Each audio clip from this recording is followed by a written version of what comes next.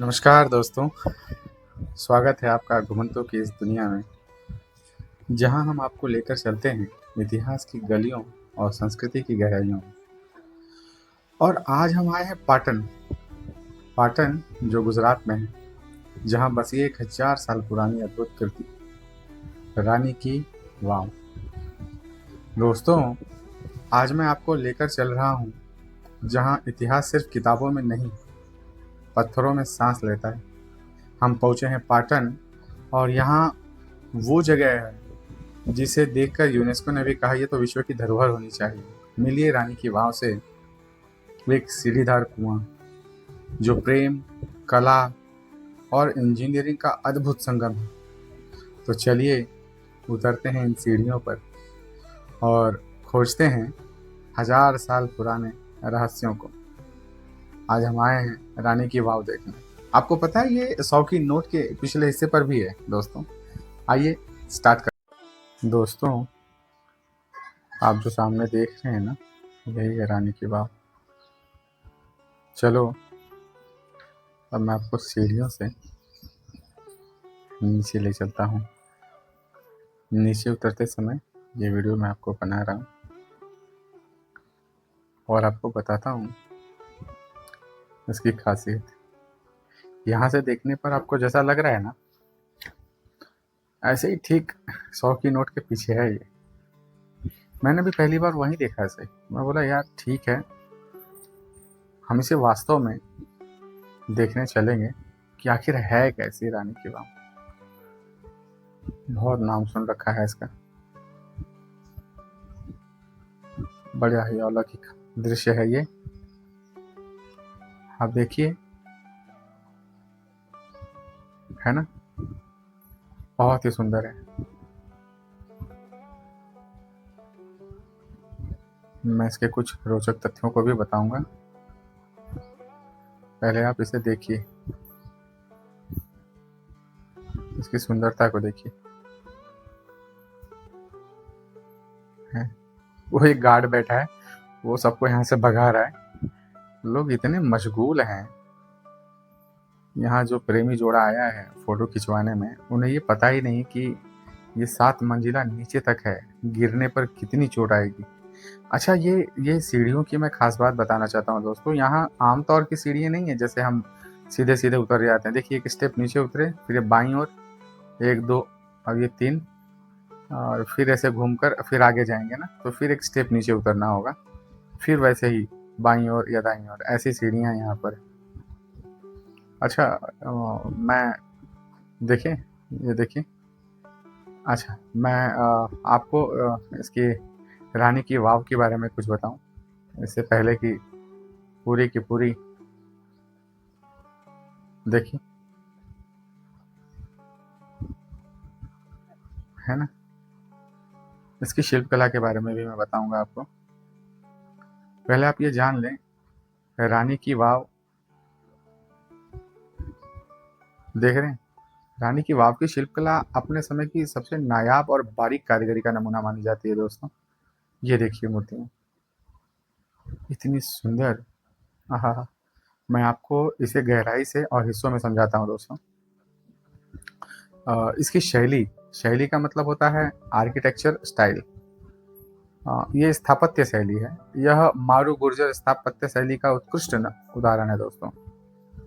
पूरी वाव उल्टी मंदिर के डिजाइन पर बनी है, यानी ऊपर से नीचे की और गहराई में जाते जाते जटिल और पवित्र शिल्पकला इसमें देखने को मिलती है। ये हम चल रहे हैं ना, ये ऊपर से नीचे की तरफ देखिए ना। अच्छा, पानी का जो स्रोत है वो नीचे सबसे गहरे हिस्से में है, जिसे हम कूप कहते हैं। कूप देखिए, ये कितनी ऊंचाई है, हम इतने नीचे आ गए। अच्छा, बात करते हैं इसकी संरचना की। वाव में 7 स्तर हैं, जिनमें से हर स्तर पर मंडप और सीढ़ियां हैं। स्तर मतलब स्टोर।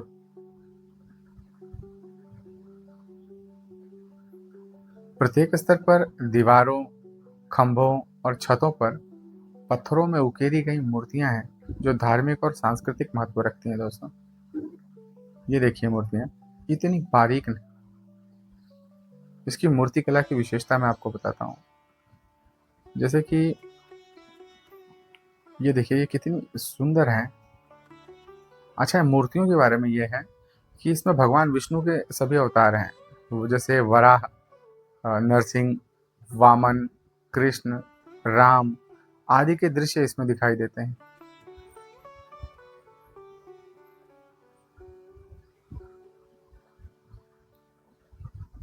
देखिए ये स्तर देखिए आप कितना ऊंचा है। इतनी छोटी छोटी नक्काशियां हैं कि आपको यहाँ आना होगा, और एक बार आप आएंगे ना तो सच में यहाँ की जो कलाकृतियां हैं वो आपको खींच लेंगी। बहुत ही अद्भुत है। अभी तो बहुत नीचे जाना है दोस्तों। अभी देखिए ना, इन खंभों को देखिए। मैं इसकी डिज़ाइन दिखाने की कोशिश करता हूँ।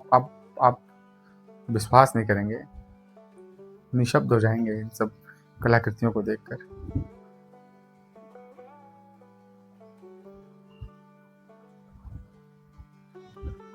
ये देखिए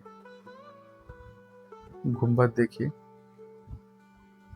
छोटी छोटी नक्काशियाँ किस तरह पिरोई गई हैं। खंभे, ओहो हो, खंभों की तो खासियत ही अलग है। प्रत्येक स्तर पर दीवारों पर जो खंभे हैं देखिए ना, और छतों पर भी सभी पत्थरों में उकेरी गई मूर्तियां जो हैं, बहुत ही बारीक काम है इसका। सभी की सभी सांस्कृतिक महत्व रखती हैं दोस्तों। ये देखिए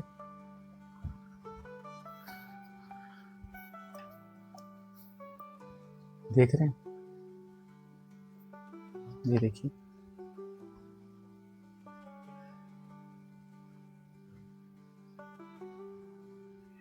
अब एक स्टेप नीचे चलते हैं। ये पूरी की पूरी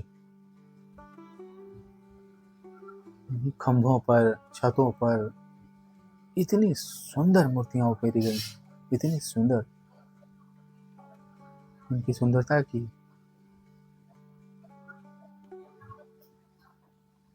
हम क्या ही तारीफ करें।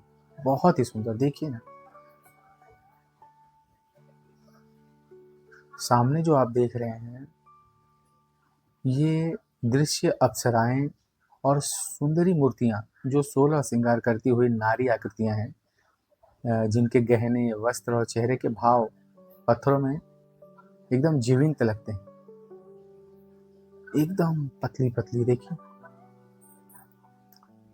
दोस्तों। इसमें जो ये नक्काशियां गई हैं ये पौराणिक कथाएं भी कहती हैं।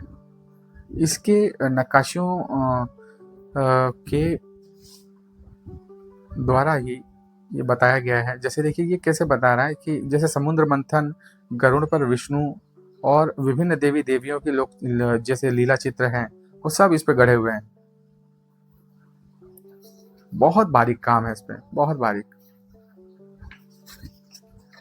कई मूर्तियों पर तो इतने सूक्ष्म पैटर्न बने हैं कि करीब से देखने पर भी एक एक रेखा साफ नजर आती है दोस्तों। सजावटी पैटर्न्स हैं इसमें। दीवारों और खंभों पर कमल, बेल, बूटे, ज्यामितीय पैटर्न है दोस्तों। ये मकरमुख जैसे जलीय आकृतियां हैं। कुछ जगहों पर नाग, नागिन और कीर्तिमुख, कीर्तिमुख का मतलब होता है रक्षक मुख जैसी आकृतियां जो बुरी शक्तियों से रक्षा का प्रतीक मानी जाती हैं। इसकी निर्माण सामग्री बहुत ही अलग है। ये पूरा का पूरा निर्माण दगड़ू पत्थर जैसे सैंडस्टोन कहते हैं इससे हुआ है, जो समय और पानी दोनों का सामना कर सकता है। नक्काशियाँ इतनी महीन हैं कि उंगलियों से छूने पर कपड़ों की सिलाई जैसी मुलायम रेखाएं महसूस होती है। विशेष कलात्मक बातें इसकी ये है कि मूर्तियों के चेहरे का भाव, भंगिमा इतनी सटीक है कि आप खुशी, गुस्सा या भक्ति का भाव आसानी से पहचान सकते हैं। कुछ आकृतियों में नारी के वस्त्र इतने पतले उकेरे गए हैं दोस्तों कि पारदर्शिता का आभास होता है। इसे त्रास रेखा कला कहते हैं। भाव के भीतर प्रकाश और छाया का खेल भी शिल्प का हिस्सा है। सीढ़ियों और मंडपों की बनावट ऐसी है कि सूरज की रोशनी मूर्तियों पर अलग अलग समय में अलग अलग प्रभाव डालती है। आप देखिए ना, इन खंभों को देखिए, बहुत ही सुंदर दृश्य है ये। देखिए, मैं इसे अगर और अधिक जानना है तो आपको आना ज़रूरी है। और कुछ रोचक तत्व मैं आपको सामने से बताता हूँ कि रानी की वाव गुजरात के पाटन शहर में स्थित एक भव्य और ऐतिहासिक सीढ़ीदार कुआं है, जो अपनी अद्भुत स्थापत्य कला और नक्काशी के लिए प्रसिद्ध है।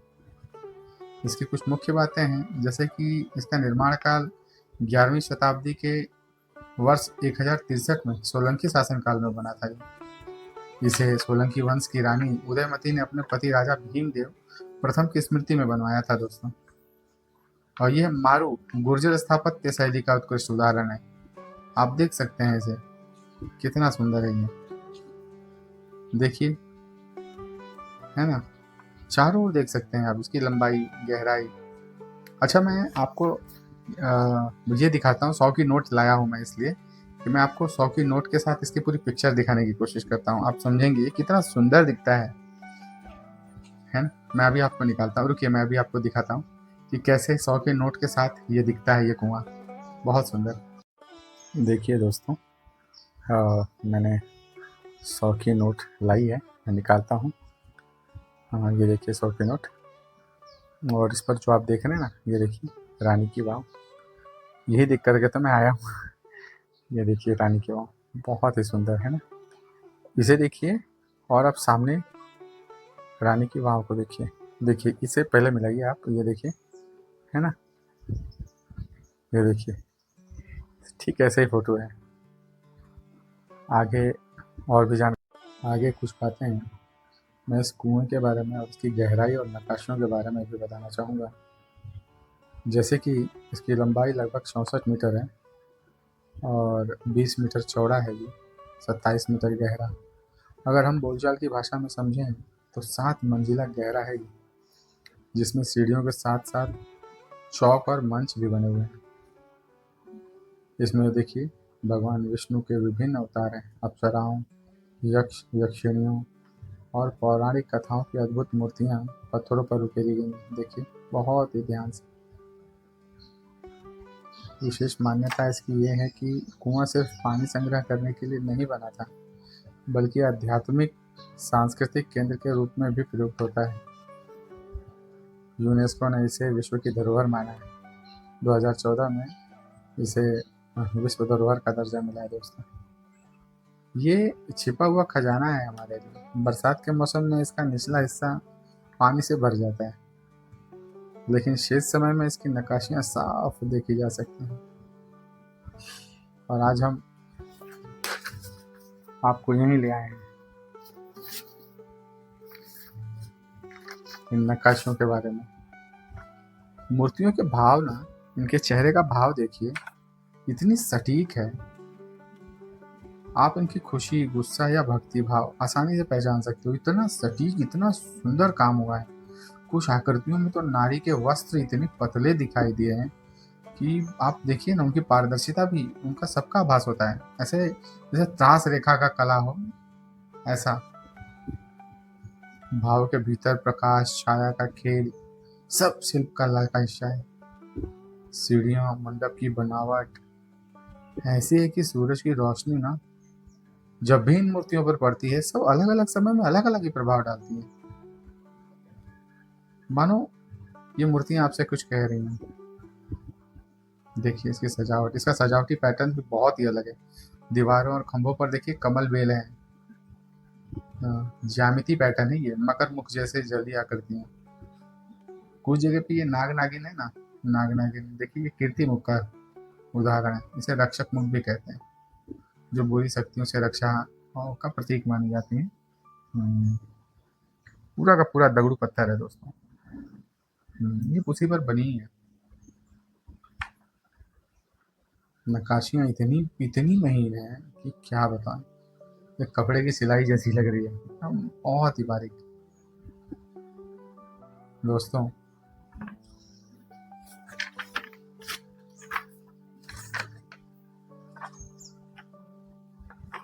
देखिए, आपको ये सब दिखाना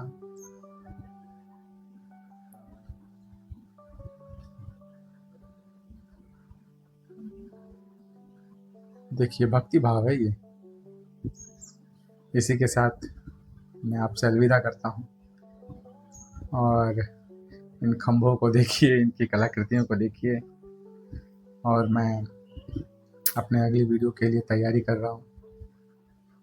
और अब निकल रहे हैं हम बाहर की तरफ। देखिए ये गुंबद। ठीक है दोस्तों, धन्यवाद मुझे इतना समय देने के लिए। देखिए, है ना, ये कलाकृतियाँ। इसी के साथ मैं अलविदा लूँगा दोस्तों, आपको ये अंतिम क्षण दिखाते हुए। खंभों की कलाकृतियाँ कितनी ऊंची लग रही है ना। धन्यवाद दोस्तों, बाय।